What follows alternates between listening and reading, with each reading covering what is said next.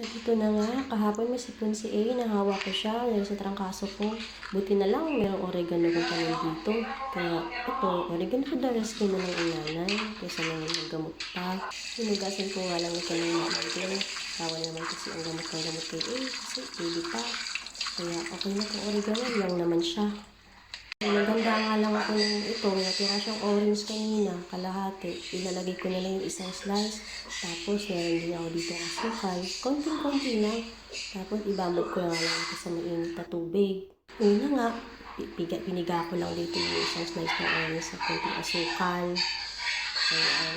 So, ganyan siya. Para lang yung isahan ni A na may orange na. Kasi gusto niya itong orange. So, pagkatapos nga niyan, nilagyan ko na ng mainit itong pinigaan ko ng yung asukal. So ngayon nilagay ko na dito mainit sa oregano.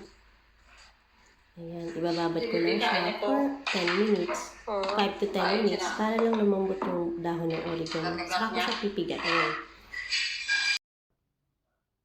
Pasensya na nga guys at malat nga tong boses ko dahil hanggang ngayon natake pa rin ako ng sinusitis ko gawa ng marami akong phlegm. Ay, sana gumaling na kami. At kayo din, ingat din kayo. Lalo na sa panahon ngayon, malamig, mainit. Kaya dapat mag-ingat talaga. Take more water and vitamin C.